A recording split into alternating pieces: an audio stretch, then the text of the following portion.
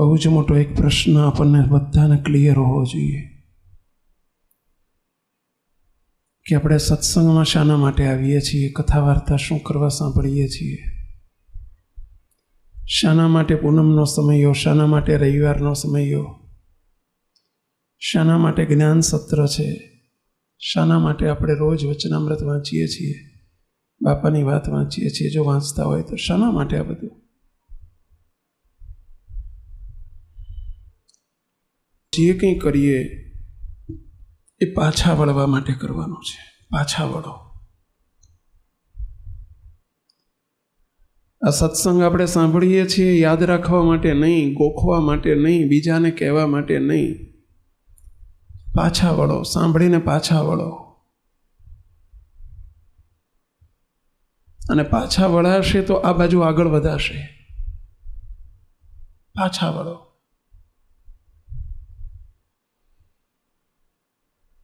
પ્રશ્ન થશે ઘણાને કે શું પાછા વળો એટલે શું? પાછા વળો એટલે શું? સમજ્યા કોઈ? શું પાછા વળો એટલે? ચલો કેટલા સમજ્યા? આંગળી ઊંચી કરો જોઈએ. પાછા વળો એટલે શું? આટલા જ? જગતની કોરેથી પાછા વળો, વૃત્તિઓને પાછી વાળો, આપણા સ્વભાવોની કોરે પાછા વળો, આપણા દોષ પ્રકૃતિ એની તરફ પાછા વળો, આપણી જે ચંચળ વૃત્તિઓ છે એમાં પાછા વળો, બહાર વૃત્તિની કોરે પાછા વળો, જગત પ્રધાન થઈ ગયા છે એની કોરે પાછા વળો, અંતરમાં ઉપજતી વાસનાઓની કોરે પાછા વળો, કામ ક્રોધ લોભ મોહ માન મત્સર આજી સ્વભાવો જે છે એમાં પાછા વળો.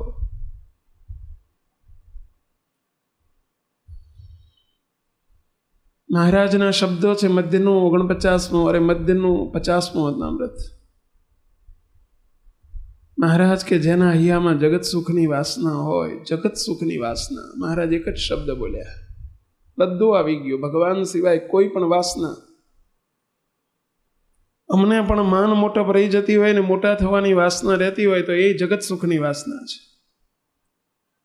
ઉપસવાની ભાવ રહેતો હોય તો એ જગત સુખની વાસના છે. પ્રસિદ્ધિની ભાવનાઓ રહેતી હોય કે આપણી પ્રસિદ્ધિ થાય ચારે બાજુ, એ જગત સુખની વાસના છે.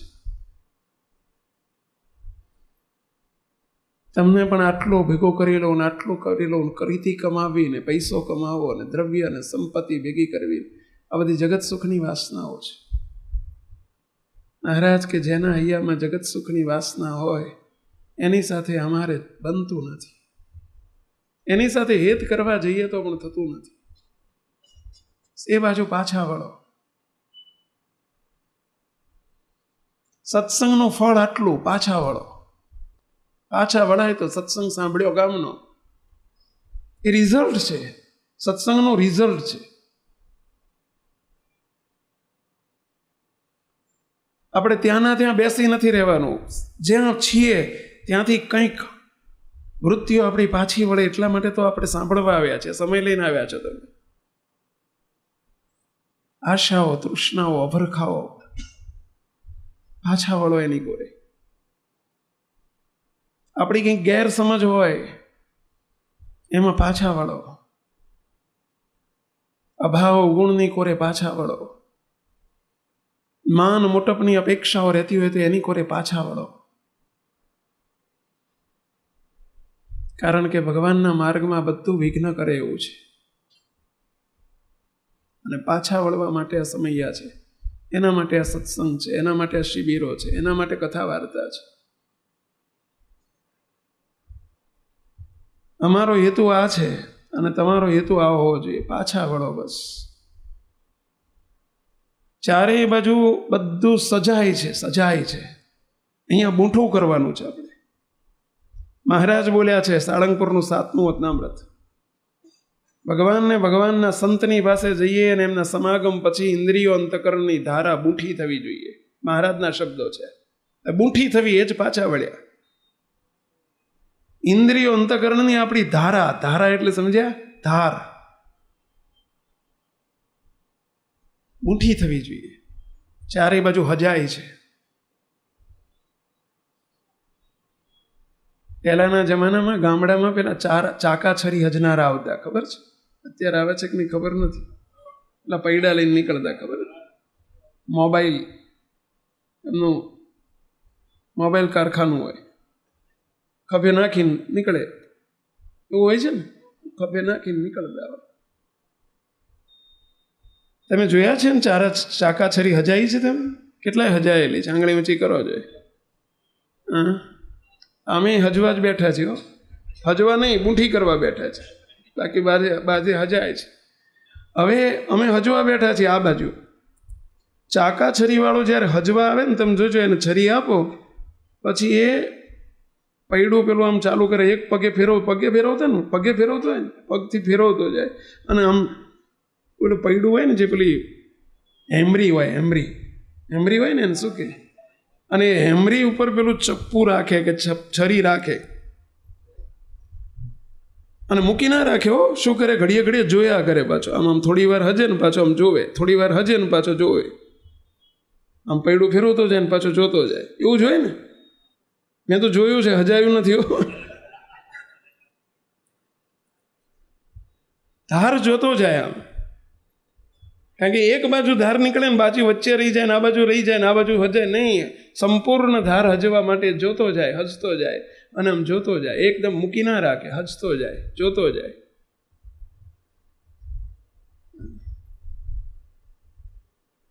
અહીંયા પણ સત્સંગમાં પણ આપણે ભગવાનની કોરે ધારને હજવાની છે, અને જગતની કોરે બૂંઠી કરવાની છે. સંતોના વચનરૂપી હથોડાથી આપણી જગત સુખની વાસનાઓ છે એ બૂંઠી થાય છે, અને બૂંઠી થાય એ જ પાછા વળ્યા કહેવાય. અને વળવી જોઈએ, બૂંઠી થવી જોઈએ, તો સત્સંગ ઉતર્યો કહેવાય, તો એ આપણને આઉટપુટ મળ્યું કહેવાય, તો એ રિઝલ્ટ મળ્યું કહેવાય. વેપાર કર્યો ને જો નફો ન મળે તો વેપારનો અર્થ શું છે? પહેલા નોકરી કરવા જાઓ ને જો પગાર ન મળે તો નોકરી કરવાનો અર્થ શું છે? એમ સત્સંગ કર્યો ને જો આપણે પાછા ન વળ્યા, આપણે એવા ને એવા જ રહ્યા, તો પછી સત્સંગ કરવાનો અર્થ શું છે? પહેલા છોકરો ભણવા જાય, ટ્યુશનમાં જાય, અને જો એને સારા માર્ક્સ ના આવે, પૈસા ખર્ચે ને, તો પછી ટ્યુશન રાખવાની જરૂર શી છે? પહેલા મિનિંગલેસ છે. એમ આપણે સત્સંગમાં આવ્યા ને જો આપણને નફો ન મળે, અને નફો શું? આ જ નફો. હસતા જાઓ, જોતા જાઓ, મારી કેટલી ઇન્દ્રિય અંતકરની ધારા બૂંઠી થઈ, હું કેટલો પાછો વળ્યો, અને ભગવાનની કોરે કેટલો આગળ વધ્યો, એ જોતા જાઓ. નહીંતર આપણા કરતાં ઓલ્યો હારો હજાવા વાળો, બોલો એને જ આવડે છે, આપણને નથી આવડતું. આ કે વારંવાર મહારાજ કે નામું લખો.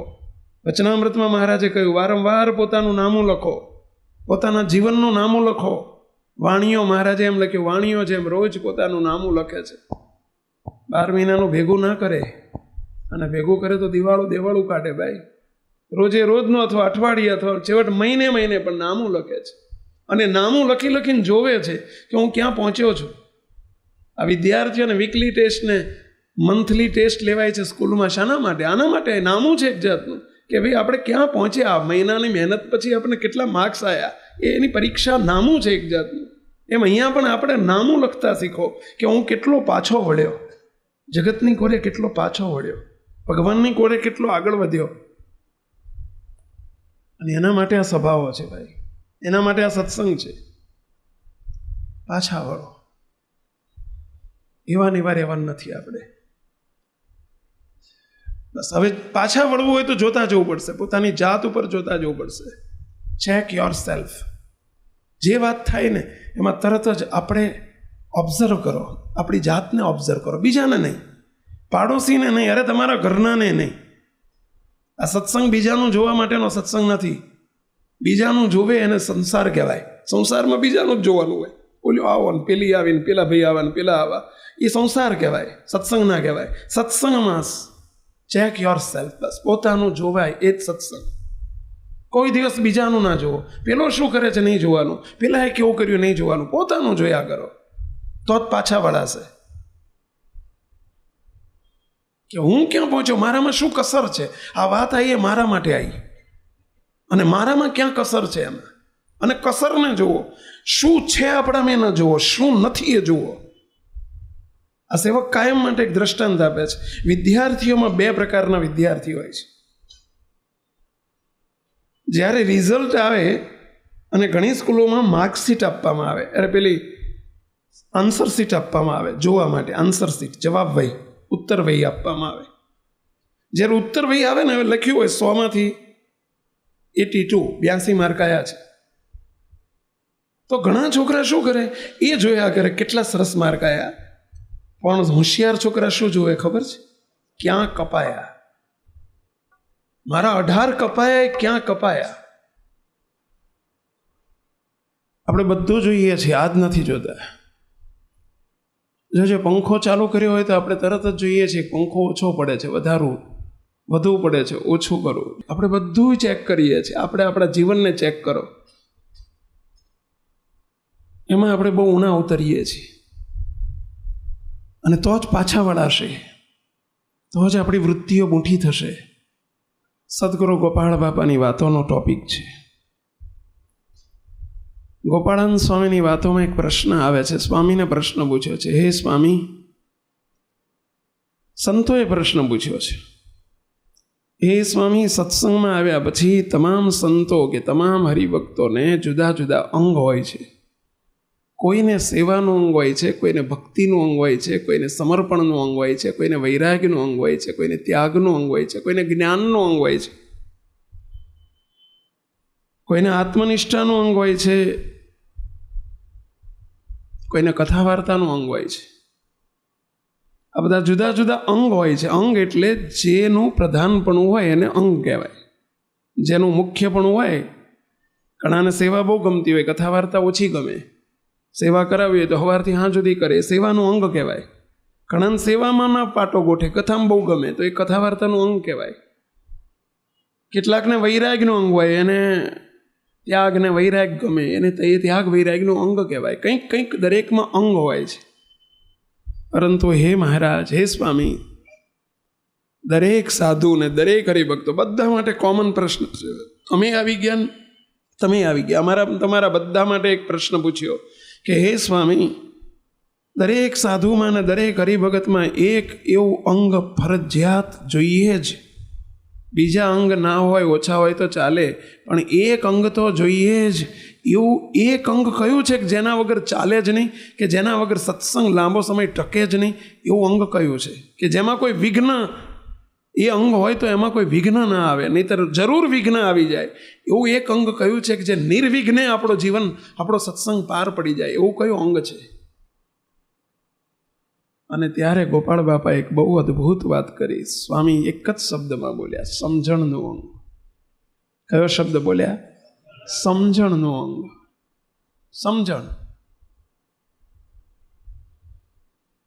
સમજણને બરાબર સમજતા શીખજો. સમજણ કોને કહેવાય? સ્વામી કે સમજણનું અંગ ફરજિયાત જોઈએ. કોઈને ના ચાલે, સાધુને ના ચાલે, મોટા શાસ્ત્રી વિદ્વાન હોય એને ના ચાલે, હરિભગતને ના ચાલે, નહીતર જરૂર વિઘ્ન આવી જાય. પહેલું મોડું વિઘ્ન આવે જો સમજણનું અંગ ના હોય તો. ગમે એવો જ્ઞાની હોય, જ્ઞાની અને સમજુ બેમાં બહુ ફેર છે. જ્ઞાન એ વાચ્યાર્થ વસ્તુ છે અને સમજણ એ લક્ષ્યાર્થ ચીજ છે. જ્ઞાન એ સ્ટોક છે, જ્ઞાન એ નોલેજ છે, અને સમજણ એ વર્તન છે. આપણને ખબર હોય એને જ્ઞાન કહેવાય. આઈ નો, ઘણા કહે છે ને આઈ નો. અમારે એક અમેરિકામાં જગાભાઈ છે આપણા, તો એમને વાતે શબ્દ નીકળે. આઈ નો, જોજો તમે નજીક રહેતા એને ખબર પડે. શબ્દ વાક્ય એમ નીકળે. આઈ નો.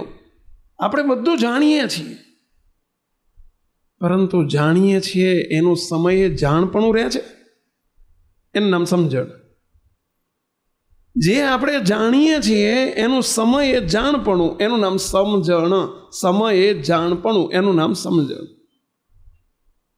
ખબર છે એની ટાઈમે ખબર રહે છે, એનું નામ સમજણ.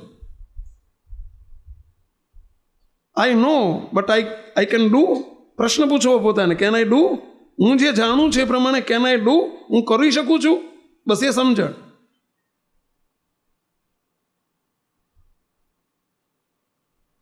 બહુ અઘરું છે. બોલવું એ તો બહુ સહેલું છે, સમજાવવું એ પણ બહુ સહેલું છે, જાણવું એ પણ બહુ સહેલું છે. આપણે બહુ નોલેજ હોય છે આપણી જોડે, બહુ સ્ટોક પડેલો છે અહીંયા. જો કોઈ પણ વાત આવે ને એટલે તરત આપણને એમ થાય કે આ તો મેં સાંભળેલી છે, આ તો મને ખબર છે. હા, ખબર છે, ખબર રહે છે ટાણે સમયે, ખબર રહે છે એની બ્રેક વાગે છે. પરીક્ષામાં વિદ્યાર્થીને ઘેર બધું આવડતું હોય, પણ ખરું આવડ્યું કોને કહેવાય? પરીક્ષા હોલમાં જે આવડે ને એ જ ખરું આવ્યું કહેવાય. સમય આવડે ને એમ નામ આવડ્યું કહેવાય. એની ઉપર માર્ક્સ અપાય છે. ઘરમાં કેટલું આવડે છે એની ઉપર વિદ્યાર્થીને માર્ક્સ નથી અપાતા. જ્યારે હોલમાં જાય, પરીક્ષા હોલમાં જાય અને એ વખતે કેટલું આવડે છે. પ્રેક્ટિકલનું પેપર હોય, સાયન્સનો વિદ્યાર્થી હોય અને થિયરિકલ કરતાં પ્રેક્ટિકલમાં જ્યારે લેબોરેટરીમાં, જ્યારે એક્ઝામિનેશન લેબોરેટરીમાં, લેબમાં જાય અને એ વખતે એને જે આવડે એ આવડ્યું કહેવાય. એમ આ છે ને અત્યારે આપણી આ થિયરિકલ પીરિયડ ચાલે છે. પરંતુ જ્યારે તમે સમાજ વ્યવહારમાં, જ્યારે રોજબરોજના જીવનમાં, એ તમારું પ્રેક્ટિકલ લાઈફ છે, એ તમારી લેબ છે. તમારું રોજનું લાઈફ છે ને એ તમારી લેબ છે. અને એમાં જ્યારે તમને જે અહીંથી સાંભળીને ગયા અને એનો જ્યારે એ વખતે ખ્યાલ આવી જાય કે હું આ જે કરું છું એ બરાબર નથી, કથામાં આવ્યું હતું કામ ન કરાય, અને એ વખતે આ ન કરાય એવો ખ્યાલ આવી જાય, એ ત્યારે એનું નામ સમજણ. એ સમજણ, નહીંતર નોલેજ કહેવાય, ઇન્ફોર્મેશન કહેવાય, સમજણ ના કહેવાય. આપણે થિયરિકલમાં તો બધા બહુ સારા માર્ક્સ લાવી શકીએ છીએ, પ્રેક્ટિકલમાં ના પાસ થઈએ છીએ. જેને આપણી એવાયપીની ભાષામાં, જે આપણો આદર્શ યુવા પ્રોજેક્ટ ચાલે છે એની ભાષામાં KL અને PL, આપણે ત્યાં આ શબ્દ વાપરીએ છીએ. What we know, that is KL, knowledge in life. KL નું શોર્ટ ફોર્મ છે KL, K for knowledge, KNOWLEDGE, નોલેજનું સ્પેલિંગ આવો છે. અને એનો K અને L એટલે લાઈફ, નોલેજ ઇન લાઈફ.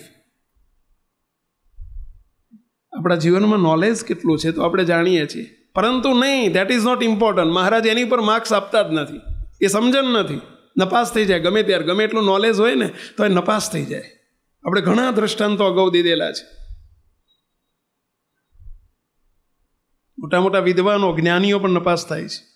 બોલો, બધું ખબર હોય પણ તાણે નપાસ થઈ જાય, કારણ કે પોતાના જીવનમાં એ ઉતર્યું નથી. એની કિંમત છે, મૂલ્ય એનું છે, અને એને PL કહેવાય છે. એવાયપીની ભાષામાં અમે PL કહીએ છીએ. PL એટલે practical in life. P for practical, L for life. Practical in life.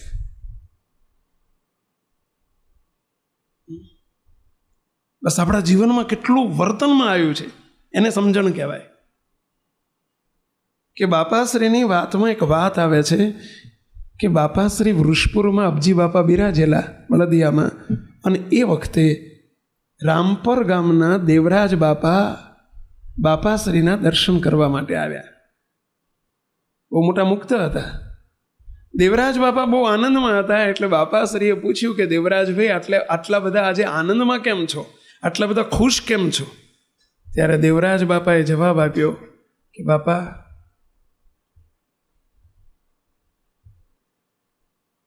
ઘરમાં અમે 6 માણસ હતા. હું, અમારા પત્ની, 4 દીકરા. એમાંથી 2 દીકરાને અને અમારા ધર્મપત્નીને તમે 3 જણને ધામમાં લઈ ગયા. મહારાજને બાપા તમે લઈ લીધા એમને મૂર્તિના સુખમાં. એટલે મને એમ લાગ્યું કે 6 માંથી 3 ગયા એટલે હાશ, અડધી વેઠ ઉતરી. અને એ 3ની રસોઈ હું ભુજ જઈને 3 રસોઈ આપીને અહીંયા રસોઈ આપવા માટે આવ્યો છું. મારી અડધી વેઠ ઉતરી, હાશ, મૂર્તિના સુખે સુખ્યા થઈ ગયા. એટલે હું આનંદમાં છું. હવે જો એ આનંદમાં છે, આપણે તો કંઈક નાનું વેચનું છોકરું ધામમાં જાય તો દુઃખી થઈ જઈએ. બોલો, હવે આટલું જ્યાં કહ્યું કે 2 દીકરા, 4માંથી 2 દીકરા અને ઘરના માતુશ્રી, આ 3 ધામમાં ગયા, મૂર્તિના સુખે સુખ્યા થયા, એનો આનંદ છે. અડધી વેઠ ઉતરી. ગ્રહસ્થ છે હો, અવર ભાવમાં એક ગ્રહસ્થ છે. આ શબ્દ સાંભળીને બાજુમાં સંતોમાં બેઠેલા મૂળીના ત્યાગ વલ્લભદાસજી સ્વામી, મૂળીના સંત બેઠેલા, અને બાપાએ એમને પૂછ્યું કે ત્યાગ વલ્લભદાસજી, તમને આવી સમજણ સમય રહે ખરી? આ જે એમને સમજણ છે એવી તમને સમજણ રહે ખરી? ત્યારે ત્યાગ વલ્લભદાસજી જવાબ આપે છે કે બાપા, મારો તો ચેલો ધામમાં જાય ને, જો મારો શિષ્ય ધામમાં જાય ને તો હું તો પોકે ને પોકે રોવું પૈસા, એને અંબારી હું તો મહિના 2 મહિના સુધી રોયા જ કરું, એટલે મારો ચેલો જતો રહ્યો, મારો ચેલો જતો રહ્યો. સ્વામી કે તમે મોટા કે આ મોટો? આ મોટા કહો.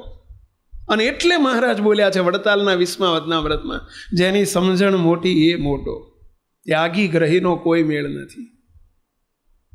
ત્યાગી મોટો કે ગ્રહસ્થ મોટો એ કોઈ મેળ નથી, જેની સમજણ મોટી એ મોટો. કે કારણ કે હવે એ ત્યાગ વલ્લભદાસજી કથા કરતા હશે ત્યારે શું ઉપદેશ આપતા હશે? કહો, એવું કહેતા હશે કે ચેલો ધામમાં જાય, છોકરા ધામમાં જાય રોવું, એવું કહેતા હશે?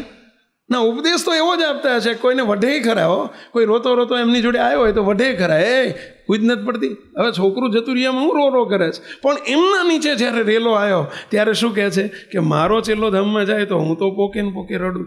જો સમજણ, નોલેજ વસ્તુ જુદી છે, સમજણ વસ્તુ જુદી છે, ખબર છે એ વસ્તુ જુદી છે, અને ખબર રહેવી એ વસ્તુ જુદી છે. અને મૂલ્ય સત્સંગમાં સમજણનું છે, નોલેજનું નથી. કોઈ નોલેજનું મૂલ્ય નથી, 0, એનો માર્ક્સ 0. ગમે એટલો શાસ્ત્ર હોય, ગમે એટલું શાસ્ત્રનું જ્ઞાન હોય. સ્વામિનારાયણ ભગવાને સ્વયં પોતે લખ્યું છે, પ્રથમનું 18મું વચનામૃત. શ્રીજી મહારાજ બોલ્યા છે, મહારાજ કે 4 વેદ, 6 શાસ્ત્ર, 18 પુરાણ, ભારતાદિક ઇતિહાસ, અરે જગતભરના શાસ્ત્રો, એમાં વચનામૃતે આવી ગયું, બાપાની વાતે આવી ગઈ. એ બધું વાંચવે કરીને, સાંભળવે કરીને, એના અર્થને જાણવે કરીને પણ મુક્ત થવાતું નથી. મુક્ત તો એ પ્રમાણે વર્તે તો વર્તવે કરીને થવાય છે. બસ આ સમજણ ઉપર વાત જતી રહી. અને મુક્તો અહીં બેઠેલા બધાને વિનંતી કરું છું, આ જ્ઞાન સાંભળવા માટે નથી, અમારા માટે બોલવા માટે નથી, સમજવા માટે છે. સમજણ દ્રઢ કરજો. અને સ્વામીએ જજમેન્ટ આપી દીધું, ગોપાળાન સ્વામીએ, કે જેના સમજણનું અંગ જેને નહીં હોય એને જરૂર સત્સંગમાં આજે નહીં તો કાલે વિઘ્ન આવશે, આવશે, આવશે. અહીંયા આવે ને અહીંયા આવે. સમજણ ફરજિયાત છે. હવે સમજણ કોને કહેવાય? કઈ સમજણ કરવી? પહેલી સમજણ, હું કશું જ નથી, બસ માય સેલ્ફ ઇઝ 0. હું કંઈ જ નથી. આપણી રિવર્સ પોઝિશન છે, આખી રિવર્સ વાત છે. આપણે તો જગત આખું પુષ્ટિ કરે છે, આપણું હુંકારનું પુષ્ટિ કરે છે. તમારી વાત જ જુદી, ને તમે તો બહુ સમજો, ને તમે તો બહુ ડાયા, ને તમે તો પ્રમુખ છો, ને તમે તો સેક્રેટરી છો, ને તમે તો, અને આપણે એનું પોષણ કરીએ છીએ, ને આપણને ગમે છે. અને અહીંયા એનું ખંડન થાય છે. જો ભગવાનના માર્ગમાં હું કશું જ નથી, જે હુંકાર લઈને ફરે છે, અહંકાર લઈને ફરે છે, એ સમજ્યો જ નથી, કશું સમજ્યો નથી. શાનો અહંકાર, શાનો હુંકાર? હું જ્ઞાની છું ને, હું સમજુ છું ને, મને ખબર છે ને, બીજા બધા અણસમજો છે ને, મને આવડે છે ને બીજા નથી આવડતું ને, મુક્ત. આ તો અજ્ઞાન કહેવાય, મોટામાં મોટું ભાર છે, જ્ઞાનનો ભાર કહેવાય. જ્ઞાન એને કહેવાય કે જે અહંકારને ઓગાળે, એનું નામ જ્ઞાન કહેવાય. જે ઈગો લેસ કરે એનું નામ જ્ઞાન કહેવાય. જે દાસત્વ ભક્તિ અપાવે, દાસ કરે એનું નામ જ્ઞાન કહેવાય. જે નિર્માણી કરે એનું નામ જ્ઞાન કહેવાય. નહીંતર એ જ્ઞાન નથી, અજ્ઞાન છે. શું હુંકાર? સત્સંગની શરૂઆત જ ત્યાંથી થાય. સમજો બધા, અડધાની પાઇપનો ચાંદલો કરતા હોય, પરંતુ જો આપણો અહંકાર ન ટળ્યો હોય, હુંકાર ન ટળ્યો હોય આપણો, હું કંઈક સમજું છું ને, હું જ્ઞાની છું ને, હું જાણું છું ને, સત્સંગની શરૂઆત જ નથી થઈ આપણી. ભાઈ મહારાજના ખજીને કશું પડે જ નહીં. બાપાએ વાતોમાં લખ્યું છે, વૃંદાવન સ્વામીએ વાતોમાં લખ્યું છે, બહુ સરસ વાત લખી છે સ્વામી કે જેમ કોઈ ગામડાની અંદર પહેલાંના જમાનામાં, ગામડામાં તારા ફ્રીજ બીજના જમાના હવે આવ્યા. પહેલાં તો શું હતા? પહેલાં પાંજરા હતા થોડા સમય પહેલાં, અને એ પહેલાં એક ગામડામાં કોઠલા હતા. કોઠલા ખબર છે? કંઈક દહીં મૂકવું હોય, દૂધ મૂકવું હોય, ઘી મૂકવું હોય, અથવા તો રોટલો બધેલો મૂકવો હોય, કંઈ પણ મૂકવું હોય તો શામાં મૂકે? પેલો માટીનો કોઠલો હોય. જોયેલો જ કોઈ માટીનો કોઠલો? કેટલાય જોયેલો જ પહેલાં. પાંજરું જોયેલું? પાંજરું ગામડામાં પાંજરા હતા, પછી કોઠલા જતા રહ્યા અને પાંજરા આવ્યા. સિંહ પહેલાં શીંકાયા હતા, પણ પેલું કોઠલામાં મૂકી દે એટલે એમાં ઊંદેડો ના જાય, ખિસકોલું ના જાય. ઓલા શીંકા ઉપર તો કદાચ અત્યારના હોશિયાર ઊંદેડા થઈ ગયા ને, બુદ્ધિશાળી, એટલે પહોંચી જાય. હા, પહેલાંના ઊંદેડા બુદ્ધિશાળી નહોતા, ખિસકોલા ને બધા પેલા પેલા ગરોળીઓ ને બધી બુદ્ધિશાળી નથી. અત્યારની તો ગરોળીઓ બુદ્ધિશાળી, કારણ કે રોટલા તમારા ખાય ને.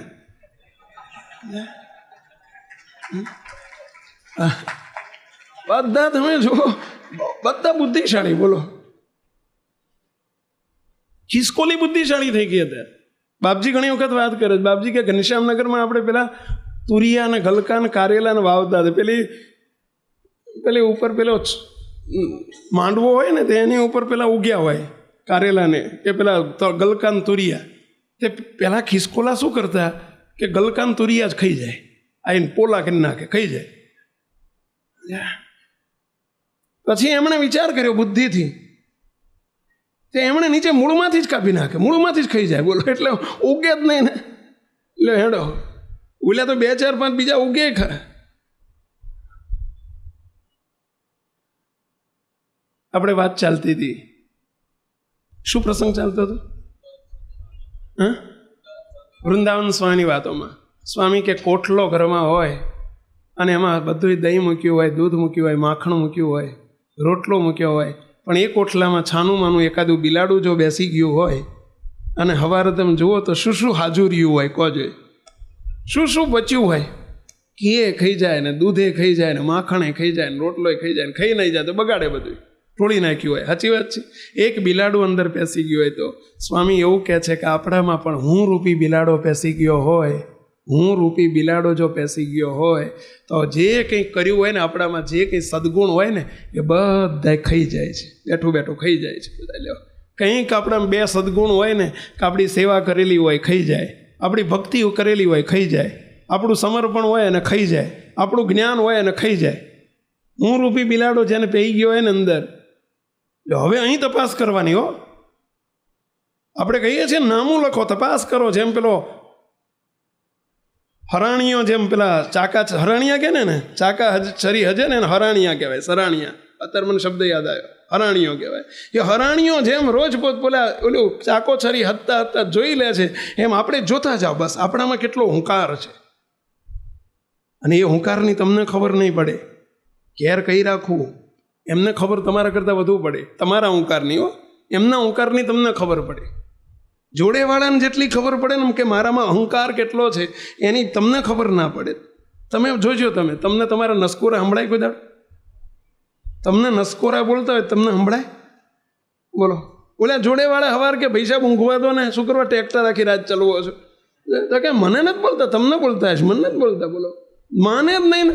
ટેપ રેકોર્ડમાં તમે ટેપ કરીને બતાવો ને તો એ તો બીજા ના હશે, મારા રહેશે એની શી ખાતરી? આમાં ક્યાં લખ્યું છે મારું નામ? લે, બોલો, ના માને. એને પોતાના જેમ નસકોરા પોતાને ન સંભળાય એ તો બીજાને ખ્યાલ આવે, એમ પોતાના દોષ પોતાને ન ઓળખાય એ તો બહુ જેનું અંતર્મુખી જીવન હોય ને, એને પળે પળે ઓળખાય ભાઈ, કે મારામાં કયા દોષ છે, બાકી ન ઓળખાય.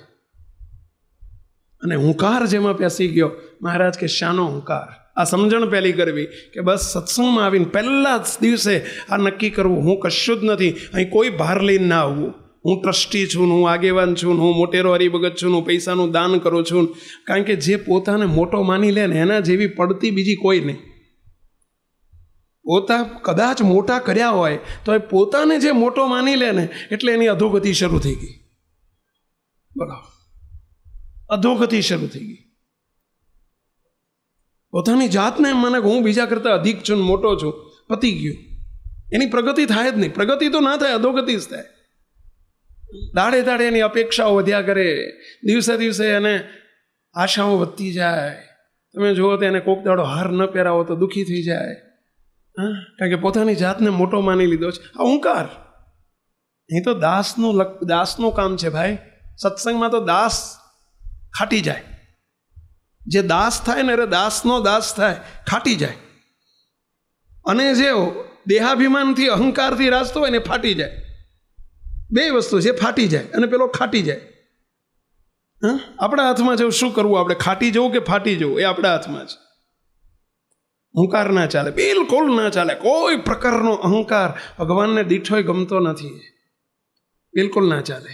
તો ઘણી બધી વાતો અગાઉ થઈ ગયેલી છે અહંકાર ઉપર. આપણે અત્યારે એ સમજણ દ્રઢ કરજો. વાતો થઈ ગઈ છે અને વર્તનમાં ઉતારજો. સમયે સમયે જોતા રહેજો કે મને ક્યાં અહંકાર આવ્યો, ક્યાં અહંકાર આવ્યો, ક્યાં મને મારાપણાના ભાવ આવ્યા, ક્યાં મારું દેહાભિમાન વધ્યું. ના ચાલે, સત્સંગમાં ના ચાલે, વિઘ્ન છે બહુ મોટામાં મોટું. અને મહારાજ બોલ્યા છે લોયાના 6 વચનામૃતમાં, મહારાજને પ્રશ્ન પૂછ્યો છે, હે મહારાજ, એક એવો કયો દોષ છે કે એક દોષમાં સર્વે દોષો સમાયેલા છે? એક દોષ હોય તો એમાં સર્વે દોષ આવી જાય, અને એ દોષ ટળે તો સર્વે દોષ ટળી જાય, એવો કોઈ ઉપાય ખરો? લોયાના 6 વચનામૃતનો 16મો પ્રશ્ન છે.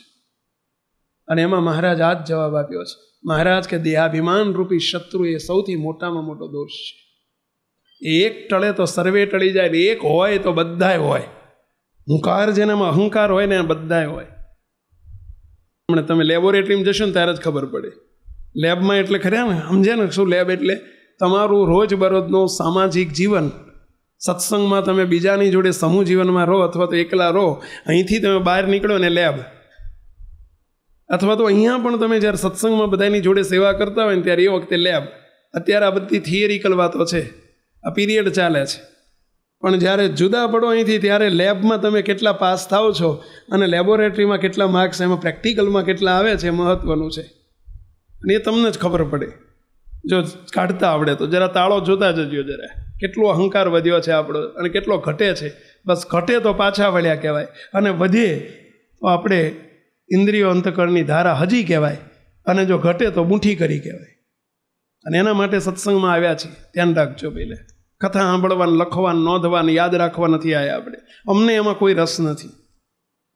તમે કેટલું યાદ રાખો છો એમાં કોઈ રસ નથી.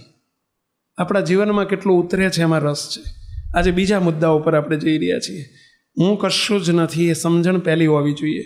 બીજી સમજણ, મારું કશું જ નથી. બહુ અજ્ઞાન છે આપણને મોટામાં મોટું. બધું ભગવાનનું છે ને એને આપણે મારું કરી નાખ્યું. બોલો, આ લોકમાં કોઈનું ઘરે એમ ના બોલાય કે મારું છે. બોલો, કોઈનો પ્લોટ ઉપર જઈને તમે ઉભા રહો ને કે મારો છે, 2 લાફા મૂકીને કાઢે ને બહાર બેલે. એમ બધું ભગવાનનું છે. શું તમારું છે? ને તમારું નથી એનો તમને પુરાવો આપું કે કશું નથી તમારું. ખોટું અજ્ઞાન છે. જે તમારું હોય એ તમારી સાથે આવવું જ જોઈએ. જે આવે એ જ તમારું. ચોખ્ખી વાત છે. તમારી વસ્તુ તમારી જોડે આવવી જોઈએ. તમે સ્લીપર પહેરીને આવ્યા છો, ચંપલ પહેરીને આવ્યા છો, બહાર મૂક્યા હશે, તમે જશો ત્યારે તમારી જોડે તમે અહીંથી કોઈને પૂછવા વગર નહીં લ્યો, કોઈને પૂછ્યા વગર પગ અંદર નાખીને હેડ્યા જશો, કારણ કે તમારા છે, પૂછવાની કોઈને જરૂર નથી. પરંતુ શું તમારી જોડે જાય છે? કે શું મૃત્યુ થાય, દેહ પડે ત્યારે શું શું જોડે જાય છે? પૈસા નથી જતા એટલે તમારા નથી. જો તમારા હોય તમારી જોડે આવવા જોઈએ. ઘર, બંગલો જોડે જાય, ઘરવાળા જોડે જાય, દીકરો જોડે આવે. જે જોડે ન આવે તમારું નથી. તમે કહેશો કે શરીર એ જોડે આવે, એટલે એ મૂકીને ભાઈ ચાલ્યો જાય છે. શરીર તો પડ્યું છે. જોજો તમે, મૃત્યુ થાય ને કોઈનું, જ્યારે દેહ પડે અને ત્યારે શબ પડ્યું હોય, શરીર પડ્યું હોય, અને તો એ કહેશું ફલાણા ભાઈ ગયા. અરે હુતા છે ને શું ગયા કહો છો? તો કે ના ગયા. અરે પણ હુતા છે ને. કોક પૂછે કે હુતા છે ને, તમે કેમ ગયા કહો? નહીં ગયા. કોણ ગયું? અંદર જે ખરેખર એ ભાઈ હતા ને એ ગયા. આ તો દેહ છે, બોડી અને એ ભાઈ જુદા છે. ભાઈ એ આખા જુદા છે, અને એટલે કહે છે કે ગયા. શું મૂકીને ગયા?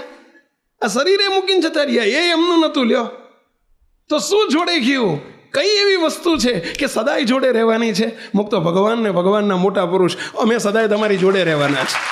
વિશ્વાસ આવે તો સદાય અમે તમારી જોડે રહીશું, પ્રોમિસ કરીએ છીએ. મુક્તો બસ એક જ શરત એક જ, અમારી એક જ શરત છે. બસ જે તમારા જે મારું છે ને મારું કરતા શીખો, એ તમારી જોડે રહેશે. બસ ભગવાનને સંતો મારા છે, એ જ તમારી જોડે અહીંયા સાથે છે. સુખ દુઃખમાં જોડે રહેશે. મુક્તો ગમે તેવો આપતકાળ આવે, મુશ્કેલીઓ આવે ત્યારે એ જ કામમાં આવશે. અને મૂર્તિમાંય પણ આપણે ભગવાનની મૂર્તિમાં સાથે રહેવાનું છે. એ જોડે છે. બાકી કોણ? કાકો મામો ત્યાં જોડે આવશે? પત્ની જોડે આવશે? મુક્તો એ તમારા નથી, તમારા ભગવાનને ભગવાનના સંત છે. બસ મારાપણાના બીજેથી ભાવ કાઢો અને એને મારા કરતા શીખો. એ મારા છે, અને મારા છે એટલે જોડે આવે છે. પણ આપણે બધું મારું કર્યું છે, દુઃખની વાત છે.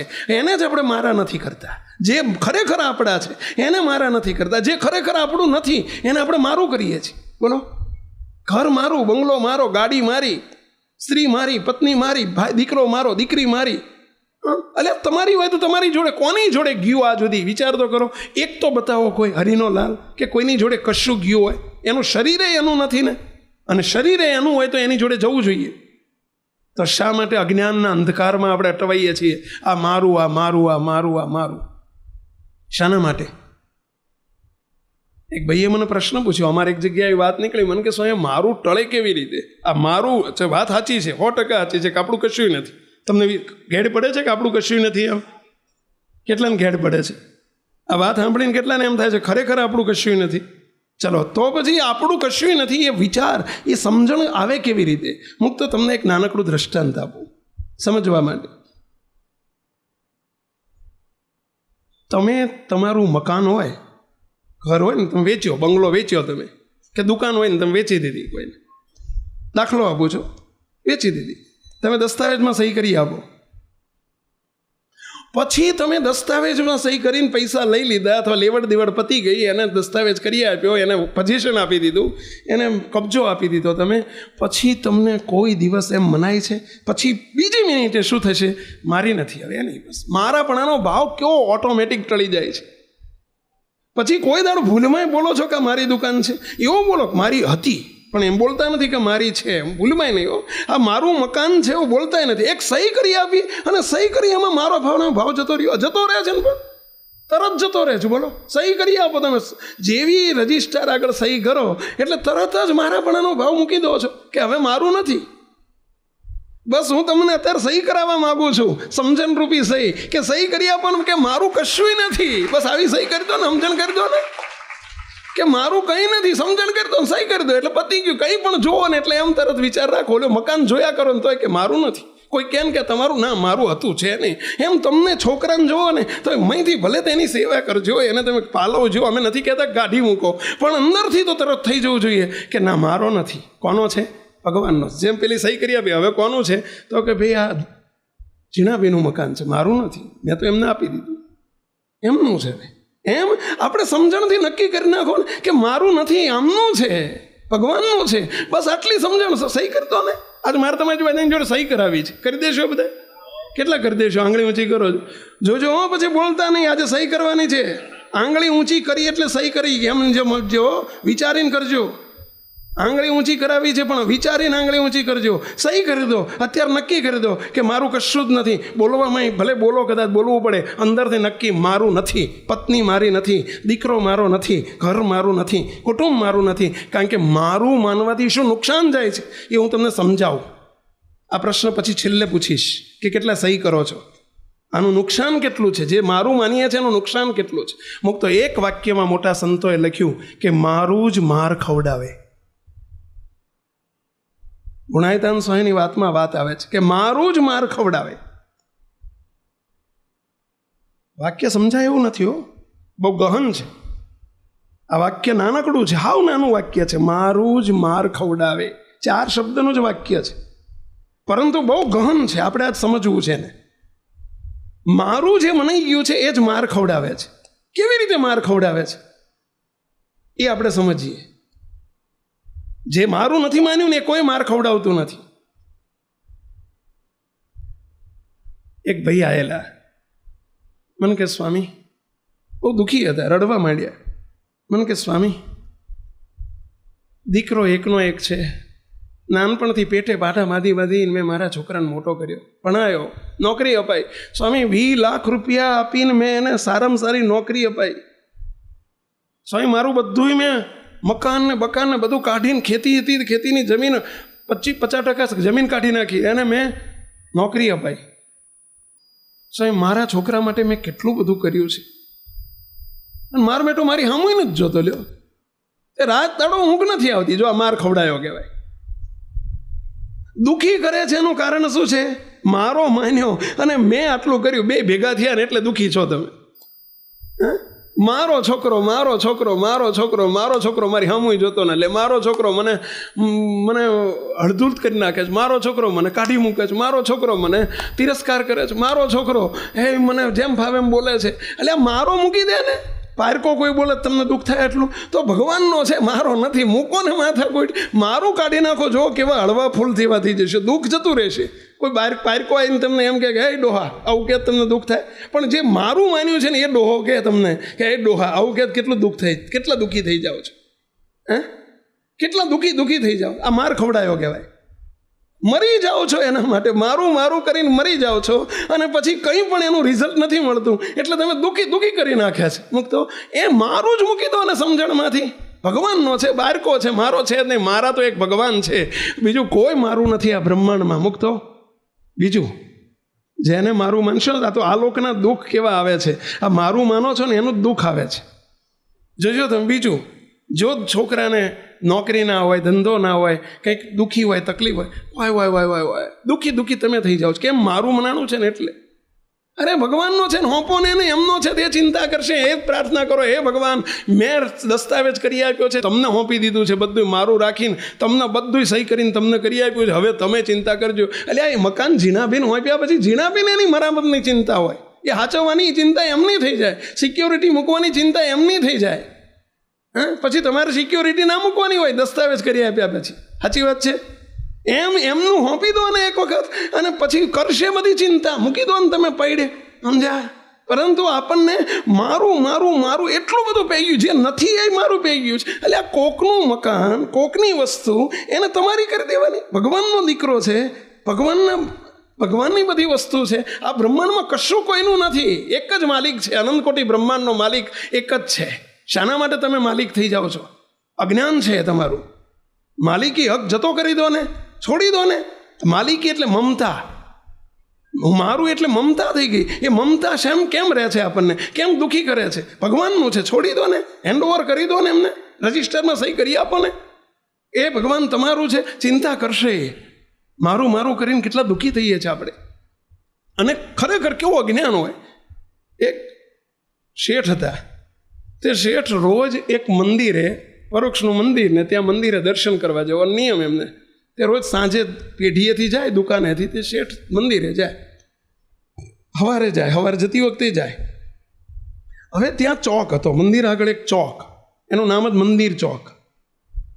બહુ મોટો ચોક ને, ચોકમાં ચારેય બાજુ 10, 15, 20 ભિખારીઓ પેલા બેઠા હોય, પાથરીને, પેલું કપડું પાથરીને બેઠા હોય. જે કોઈ 5, 10, 25 પૈસા આપે ત્યાંથી નીકળે એ બધા. શેઠ અને શેઠનો નિયમ, તે જે 10, 15 જણ બેસતા ને, એ તે બધા એને વર્ષોથી શેઠ ને શેઠાણી જાય તો એમને રૂપિયો બધાને આપે. શેઠ બધાને ઓળખે પર્સનલી, બધાએ શેઠ નહીં ઓળખે પર્સનલી. હવે શેઠ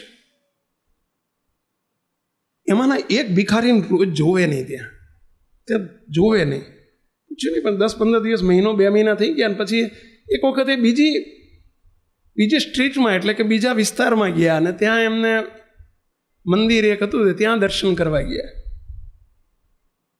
અને ત્યાં ઓલ્યાને જોયો. કોને? પેલો જે ત્યાં હતો ને, નહોતો બેસતો હતો ને, મહિના 2 મહિનાથી નહોતો ને, એને ત્યાં જોયો. એટલે એને જઈને પૂછ્યું, એટલે તું તો ત્યાં બેઠો હતો ને, કેમ હમણાં ત્યાંથી અહીં આવતો રહ્યો?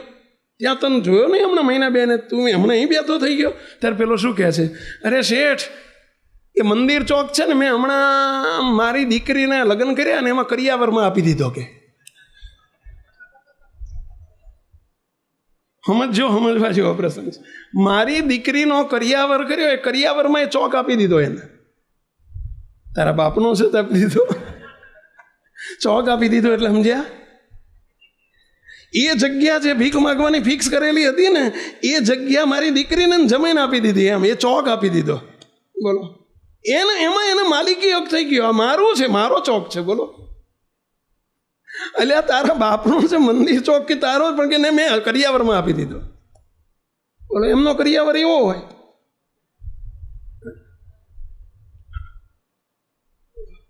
આપણે બધા આ જ ધંધો કરીએ છીએ. કશું તમારું નથી. શું કરવા હાડવું કરો છો? શા માટે અજ્ઞાનમાં આપણે ફસાઈએ છીએ? મારું કરીએ છીએ. બધું ભગવાનનું છે, અને તમારું હોય તો એક જ વાત તમારી જોડે આવવું જોઈએ. મુક્તો મારું જ માર ખવડાવે. એક નાનકડી વાત કહું. એક તો આ લોકમાં દુઃખી કરે છે, અને બીજું જે મારું મની જશે ને, મુક્તો બહુ દુઃખી કરે છે. વાસના મારામાં જ રહે છે. જે મારું માન્યું હોય છે ને એમાં જ વાસના રહી જાય છે, એમાં જ હેત રહી જાય છે. આ પેથાપુર ગામનો પ્રસંગ શાસ્ત્રોમાં લખાઈ ગયેલો છે. ગાંધીનગરની બાજુમાં પેથાપુરના વર્ષા ખેર હતા. વર્ષા ખેર રજપૂત હતા. વર્ષા ભગત બહુ સારા ભગત, માનુભાવન સ્વામીના શિષ્ય હતા. સ્વામી કાયમ એમના ઘેર ઉતરતા. 200 કીર્તન મોઢે આવડતા. કેટલા? 200 કીર્તન. 100 વચનામૃત મોઢે આવડે. તમને 6 નહીં આવડતા હોય. બોલો અમને 100 બોલો કેવા જ્ઞાની. પણ એમને કે દીકરો નહીં. એમને એક જ દીકરી હતી અને દીકરીમાં બહુ હેત. હેત શામાં થાય છે? મારું મનાય છે એટલે જ મમતા થાય છે, હેત થાય છે. તમને કોઈ દાડો બાજુવાળાની દીકરામાં હેત થયું કોઈ દાડો? કારણ કે મારું નથી મનાતું એટલે નથી થતું. બરોબર, એનો ઘરનો બંગલો જબરજસ્ત આલિશાન તમારા કરતાં 10 ગણો સારો હોય પણ એ મારો નથી મનાતો એટલે એમાં હેત નથી થતું. અને તમારું નાનું હોય તો એમાં મારું મનાનું છે એટલે હેત થાય છે. અને હેત કેવું મારી નાખે છે? જો આ માયાના પદાર્થોમાં હેત અને મમતા કેટલી મારી નાખે. વર્ષા ખેરને કે દીકરો નહીં, એક જ દીકરી અને એના લગ્ન કરેલા. લગ્ન કરીને એને સાસરે ગયા, 15-20 વર્ષ થઈ ગયા પણ એને કોઈ દીકરો નહીં, દીકરીને દીકરો નહીં. અને મનમાં બહુ દુઃખ રહ્યા કરે. અરે મારે તો દીકરો નહીં, મારી દીકરીને દીકરો નહીં, મારે તો દીકરો નહીં, મારી દીકરીને દીકરો નહીં. આ મારું હતું ને એટલે એને યાદ આયા કર્યું. મૃત્યુ સમય આવ્યો, અંતકાળ સમય આવ્યો, એ જ અંદર રટના રહ્યા કરે. 200 કીર્તન ક્યાં ગયા ખબર ના પડી. 100 વચનામૃત હતા પરંતુ મહી નતું ઉતર્યું ને. અને મમતા મારી નાખે, મારું મારી નાખે. મારી દીકરીને મારે તો દીકરો નહીં, અરર મારી દીકરીને દીકરો નહીં, મારે દીકરો નહીં, મારી દીકરીને દીકરો નહીં. અને એમાં ને એમાં દેહ પડી ગયો. બરાબર, દીકરીને ઘેર દીકરો થવું પડ્યું. દીકરીને ઘેર દીકરો થયા જન્મ લઈને. બોલો, મમતા રહી ગઈ ને. પણ શામાં મમતા રહી? એનું કારણ શું હતું? પહેલા મમતા રહી ગઈ એનું કારણ શું? એનું મૂળ શું? મારું મનાણું હતું. મારામાં જ મમતા થાય છે. મહેરબાની કહીને એનું કરો. કોઈ દિવસ મમતા તો નહીં રહે. ભગવાનનો છે, કશું મારું નથી. શાના માટે? હું અજ્ઞાનમાં ફસાયેલો છું.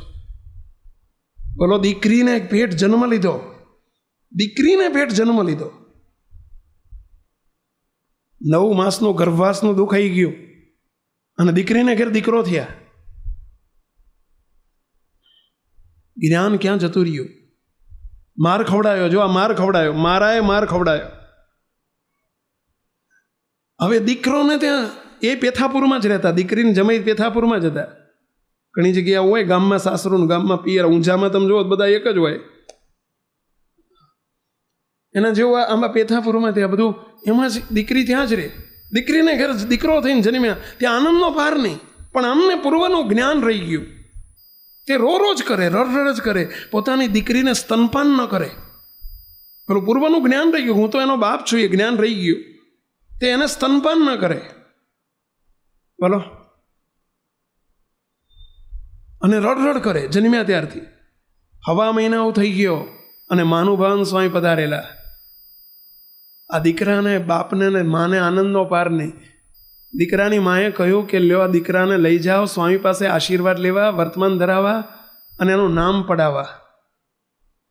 અને સ્વામીને કહો જન્મ્યો ત્યારનો રોજ કરે છે, નથી સ્તનપાન કરતો, નથી કંઈ ખાતો પીતો. એને દૂધની બાટલી આપે, દૂધ પીવે પણ સ્તનપાન નથી કરતો. એટલે એને સ્વામીને કહો આશીર્વાદ આપે. અને રડ કરે છે.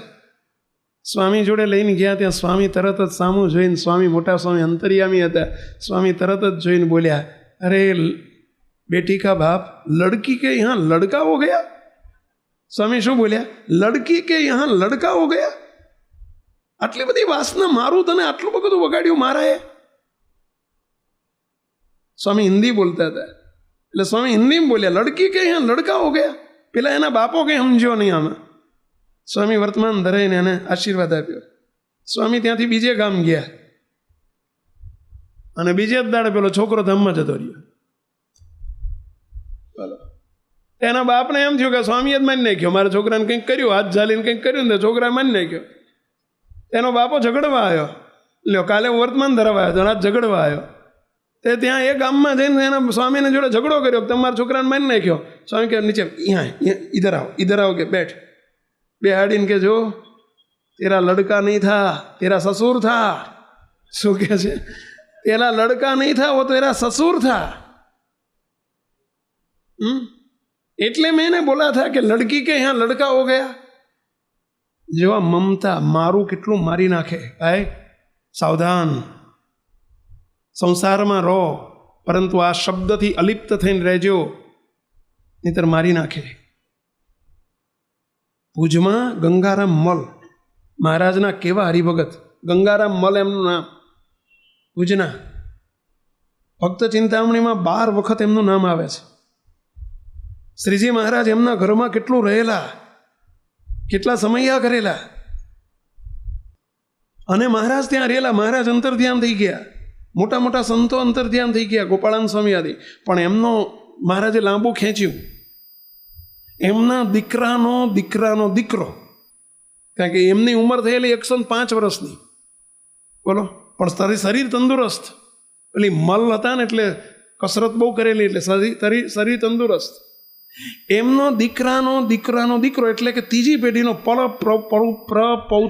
પૌત્ર નહીં, કેવો પ્રપૌત્ર એવું કહેવાય ને પેલા ગુજરાતીમાં. અને એ પ્રપૌત્ર એટલે કે દીકરાનો દીકરો, એમના મોતિયો, 5 વર્ષનો મોતિયો. અને એમાં એને એટલી બધી એમને મમતા થઈ ગયેલી, મારો મોતિયો, મારો મોતિયો, મારો મોતરો. કોઈ તે મોતિયો એને છોડે જ નહીં. હુએ તો એ મોતિયો જોડે, બોલો, નાવા જાય તો એ મોતિયો જોડે, બોલો, સવારમાં લોટો લઈને શૌચવિધિ બહાર લેવા જાય તો એ મોતિયો જોડે, બોલો, મંદિર આવે તો એ મોતિયો જોડે, જ્યાં જાય ત્યાં મોતિયો જોડે. આખો દાડો મારો મોતિયો, ખોળામાં બેહાડીને રમાડ્યા જ કરે, મારો મોતિયો. એટલું બધું મારા દીકરાના વ્યાજનો વ્યાજ છે આ તો, સમજે?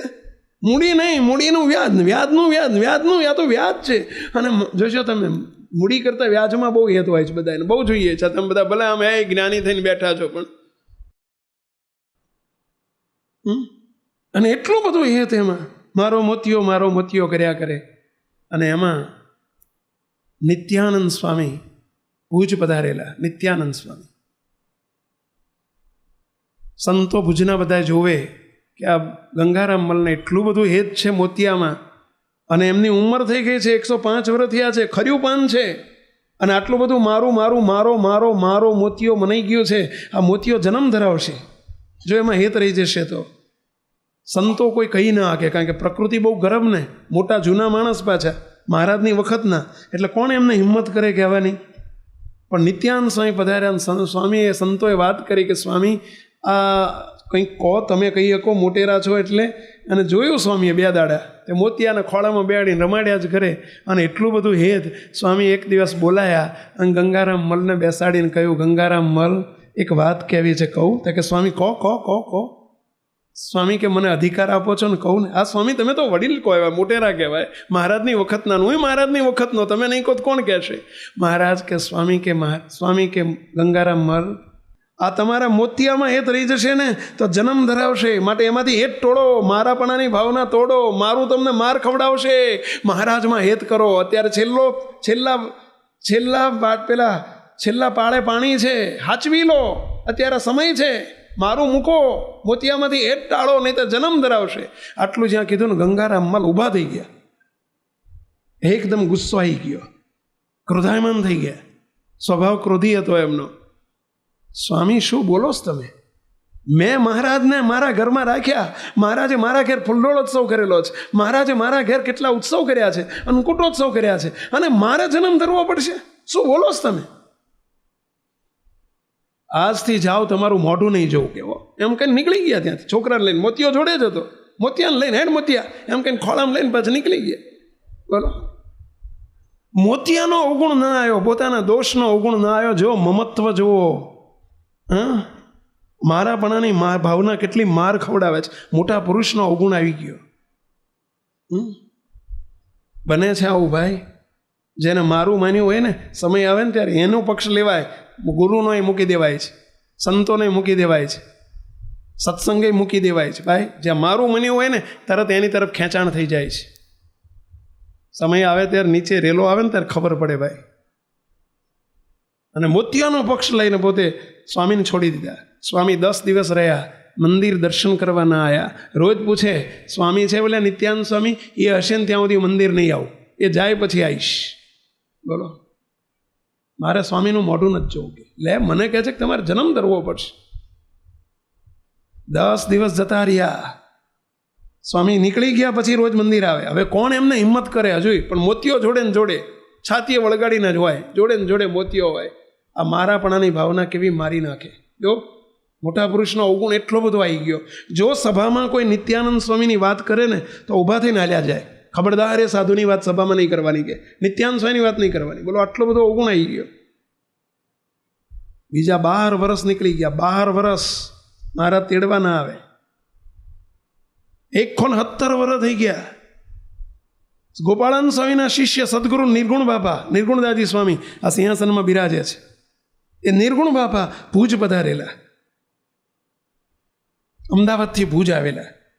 અને સ્વામીને બધાએ વાત કરી, સ્વામી ગંગારામ મલને દર્શન દેવા જવાનું છે. એમના ઘેર અવસ્થા થઈ છે પણ મહારાજ તેડવા નથી આવતા. સ્વામીને બધાએ કહ્યું, સંતોએ, સ્વામી નિત્યાનંદ સ્વામીનો અવગુણ આવી ગયો છે ને એનું પરિણામ દેખાય છે. અને બીજું, મોતિયામાંથી હેઠ ટળતું નથી. હજુ તે મોતીઓ મોતીઓ મોતીઓ જ કર્યા કરે છે. મરવા હોતા છે તોય. સ્વામી કોઈ અમે કહી શકીએ એમ નથી. એમનો કોઈ અમને સ્વામી કહેવા ગયા તો એમનો અવગુણ આવી ગયો.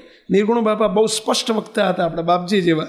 એટલે તરત જ તે નિર્ગુણ બાપા કે ચલો આપણે ઘેર જવું છે. અને નિર્ગુણ બાપા ઘેર ગયા. એમના ઘેર ખુરશી નાખીને જોડે બેઠા સ્વામી. અને જઈને કીધું, ગંગારામ મલ, તમે તો મહારાજની સ્મૃતિ કરો. તમે કેવા સમૈયા કરેલા, કેવા ઉત્સવ મહારાજે તમારે ત્યાં કરેલા, બધી વાત કરી. અને પછી ધીમે રહીને બોલ્યા, નિત્યાનંદ સ્વામી બહુ મોટા સાધુઓ. નિર્ગુણ બાપા ઈરાદાપૂર્વક શબ્દ બોલ્યા, નિત્યાનંદ સ્વામી બહુ મોટા સાધુઓ. અને ત્યાં પેલા બોલ્યા, તાળું ક્યાઓ, ખબરદાર નિત્યાનંદ સ્વામીની વાત નહીં કરવાની. અને નિર્ગુણ બાપાએ એવા ઝાપટ્યા. પછી ગંગારામ મલ, મારી વાત સાંભળો અડધો કલાક. તમને સ્વામીનો અવગુણ કેમ આવ્યો? આ મોતિયાને મારો માન્યો છે ને, શું તમારું છે? મારા ભગવાન કરો, મોતિયો તમને જમપુરીમાં લઈ જશે, જન્મ ધરાવશે. ભગવાન તમારો છેલ્લો જન્મ કરશે. તમારું કરેલું આ સુધીનું બધું ધૂળ ધાણી થઈ જશે. માટે મોતિયામાંથી હેત ટાળો, મહારાજને મોટા સંતમાં હેત કરો. સ્વામીનો અવગુણ આવી ગયો, એક મોતિયામાં આટલું બધું હેત. સ્વામી અડધો કલાક એવા લીધા અને સ્વામીના શબ્દો લાગી ગયા. મોટા પુરુષના શબ્દો અસર કરે, લાગી ગયા. અને હવે એકદમ પોક મૂકી, સ્વામી મેં તો બહુ અવગુણ લીધો છે મોટા સ્વામી નિત્યાનંદ સ્વામીનો. હવે મારું શું થશે? નિત્યાનંદ સ્વામી તો ધામમાં જતા રહેલા. નિત્યાનંદ સ્વામી આ લોકમાં હતા જ નહીં એ વખતે. હવે તો નિત્યાનંદ સ્વામી જતા રહ્યા. મારે સ્વામી કે માફી માગો, પણ કોની માગો? સ્વામી તો ધામમાં જતા રહ્યા. સ્વામી મોટા પુરુષ દિવ્ય રૂપે ભેળા જ હોય. નિત્યાનંદ સ્વામીને ધારીને પ્રાર્થના કરો કે હે નિત્યાનંદ સ્વામી, મારો અવગુણ મને તમારો અવગુણ આવી ગયો છે, મારો અવગુણ ટાળો, મારી પર દયા કરો, દયા કરો, દયા કરો. અને ખૂબ પ્રાર્થના કરી. અભાવ આવી ગયેલો ને, અને અભાવ મારી નાખે. મોટા સંતનો અભાવ જેને આવી ગયો ખતમ કરી નાખે, મુક્તો જન્મો ધરાઈ નાખે. અને બાપા તો એવું કહે કે એને હુકા પર્વતમાં ઘાલી દે જો મહારાજને મોટાનો અપરાધ માફ ન કરાવે તો. અને પછી તો બહુ રિયલાઇઝ થયું, બહુ દુઃખી થઈ ગયા અને બહુ રડ્યા. નિર્ગુણ બાપાની આગળ બહુ રડ્યા. નિર્ગુણ બાપાએ કહ્યું કે અમે તમારા વતી પ્રાર્થના કરશું, પરંતુ બીજી વાત, મોતિયાને મૂકો, માથાકૂટ એની જોડે બોલવાનું નહીં. મોતિયાને જવા દો, જવા દે. મોતીઓ ના કરો, મૂર્તિ કરો, મોતીઓ ના કરો, અને ભગવાનમાં હેત કરો. સ્વામી તમે રોજ આવજો ને મારી જોડે બેહવા. સ્વામી રોજ અઠવાડિયું રોકાય, અઠવાડિયું કલાક જાય અને પેલા મોતિયામાંથી હેત ટળાવે, મારાપણાની ભાવના ટળાવે. અને નિત્યાનંદ સ્વામીનો એટલા બધા મહિમાની વાતો કરે અને સ્વામીનો ગુણ લવડાવી દીધો, મહિમા ગાલી દીધો. મોતિયાનો મહિમાથી અહીંથી કાઢી નાખ્યો અને મારું કાઢ્યું. સ્વામીએ કહી દીધું, જાઓ ગંગારામ મલ, પરમ દિવસે મહારાજ તમને બપોરે 12 વાગે નિત્યાનંદ સ્વામીને લઈને તેડવા આવશે. શું કહે છે? મહારાજ નિત્યાનંદ સ્વામીને લઈને તમને તેડવા આવશે. અને ત્રીજે દિવસે બપોરના 12 વાગે બે ટાઇટલ ક્લિયર થયું. મોતીઓ નીકળી ગયો અંદરથી, નિત્યાનંદ સ્વામીનો મહિમા થઈ ગયો. અને મહારાજ ગોપાળાનંદ સ્વામી નિત્યાનંદ સ્વામીને લઈ અને તેડવા આવ્યા. અને કે આયા મહારાજ, નિત્યાનંદ સ્વામી મેં તમારો અપરાધ કર્યો છે, મને માફ કરો. નિત્યાનંદ સ્વામી કે મેં માફ કરી દીધું, મહારાજે કરી દીધું, એટલે તો અમે આવ્યા છીએ. ટાઇટલ ક્લિયર થયું એટલે તો વિઝા મળ્યા છે તમને, અને એટલે તો અમે ટિકિટ આવી ગઈ છે ને લેવા આવ્યા છે. અને મહારાજે લઈ લીધા. મારું માર ખવડાવે. મહેરબાની કરીને આજે બધાને વિનંતી કરું છું, આજે દસ્તાવેજમાં તમારે સહી કરવાની છે. તમારું છે જ નહીં, શાનો દસ્તાવેજ? તમારું હોય જ તમારે આપવાનું હોય ને. નહીં, એમનું જે આપણે પચાવી પાડ્યું છે ને એમાં સહી કરી આપો. અહીંથી કાઢી નાખો, મારું કશું જ નથી. ઘર તમારું નથી, કુટુંબ તમારું નથી, પરિવાર તમારું, બધું ભગવાનને સોંપી દેતા શીખો. પત્ની તમારી નથી, બાળકો તમારા નથી, ભગવાનના છે, મહારાજના છે. બસ એ મહારાજ તમારા છે.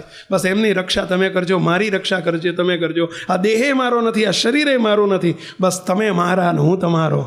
આ એક જ વાત, તમે મારા થયા, હું તમારો થયો, પ્યારા સ્વામી જયા બોલો આનંદ ને પા.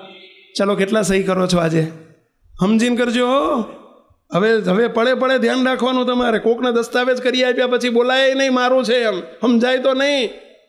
સમજવાનું નહીં કે આ મારું મકાન છે, કોઈ કેમ તમારું, તો નહીં સમજવાનું કોઈ દાડો મારું છે એમ. આજ પછી કોઈ દાડો દીકરો કે દીકરાને એમ નહીં કહેવાનું ભાઈ તમે ભગવાનના છો, તમે મારા નથી, હું ભગવાનનો છું, આપણે બધા મહારાજના છીએ. બસ આ સમજણ કરજો તો પાછા વળ્યા કહેવાય, નહીંતર સાંભળ્યું કહેવાય. બસ પાછા વળજો, પાછા વળજો, પાછા વળજો એવી વિનંતી સાથે સર્વે મુક્તોને જય સ્વામિનારાયણ.